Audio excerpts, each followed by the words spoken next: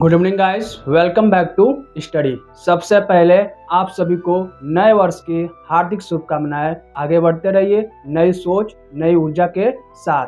सिर्फ 48 दिन मात्र बचे हैं बाबू आपकी बोर्ड परीक्षा 2026 के लिए, और यह समय सोने का नहीं जागने का है। इसलिए जाग जाओ, फुल फोकस और एनर्जी के साथ पढ़ाई में लग जाओ बाबू। जो भी दिक्कत, जो भी इशू किसी भी विषय किसी भी सब्जेक्ट से आ रहा है, तुरंत हमसे पूछ लो।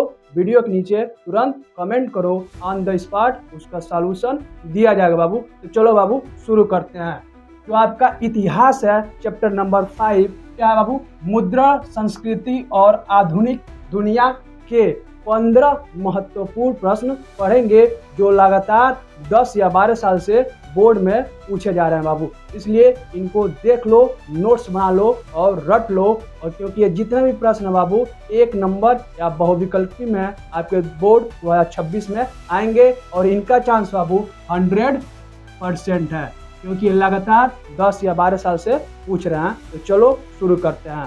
पहला प्रश्न है बाबू, मुद्रण का अर्थ क्या है? क्या पूछ रहा बाबू? मुद्रण का अर्थ क्या है? तो देख लीजिए, लिखी सामग्री को मशीन द्वारा छापना मुद्रण कहलाता है। लिखी सामग्री को मशीन द्वारा छापने की जो प्रक्रिया होती है बाबू, उसी को बोलते हैं मुद्रण। दूसरा प्रश्न देखो, मुद्रण तकनीक का आविष्कार सबसे पहले कहाँ हुआ? क्या पूछ रहा बाबू? मुद्रण तकनीक का आविष्कार सबसे पहले कहाँ हुआ? तो मात्र एक पॉइंट में लिख देंगे, क्या बाबू? चीन में हुआ। ठीक, जब प्रश्न एक नंबर का है तो एक ही पॉइंट में उत्तर लिखिए, नहीं तो आपका पेपर छूट जाएगा। एक पॉइंट है तो एक नंबर में उत्तर लिखना है, फुल मार्क्स मिल जाएगा बाबू। अगला प्रश्न देखिए, छापाखाने का आविष्कार किसने किया?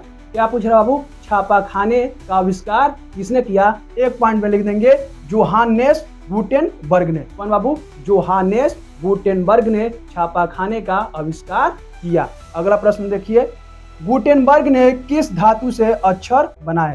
क्या पूछ रहा बाबू? गुटेनबर्ग ने किस धातु से अक्षर बनाए? तो देख लीजिए, क्या लिखा बाबू? धातु के चलायमान अक्षर। क्या बाबू?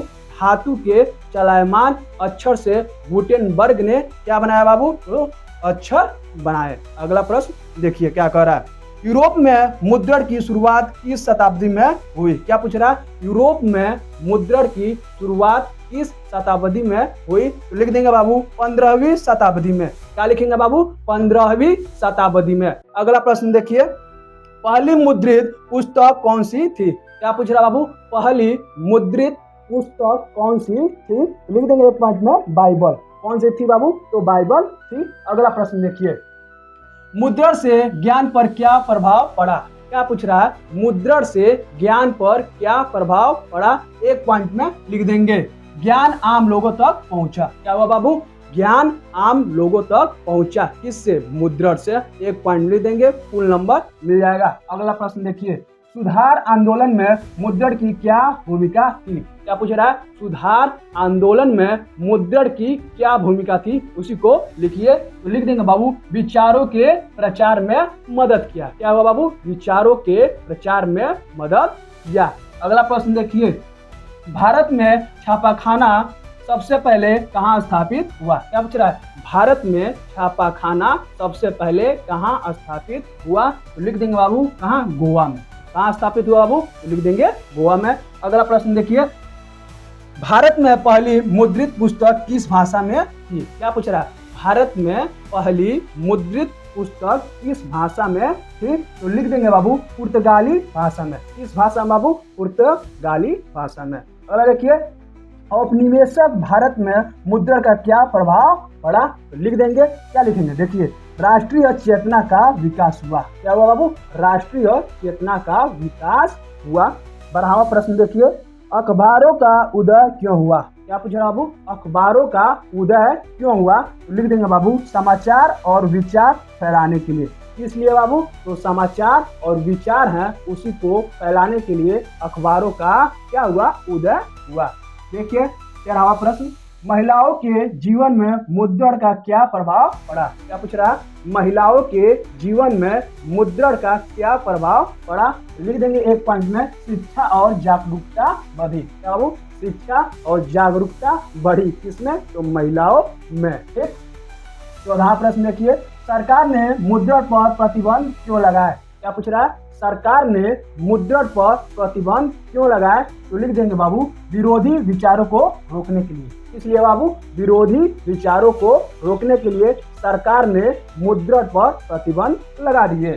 15 देखिए, मुद्रण संस्कृति की एक प्रमुख उपलब्धि लिखिए। क्या पूछ रहा?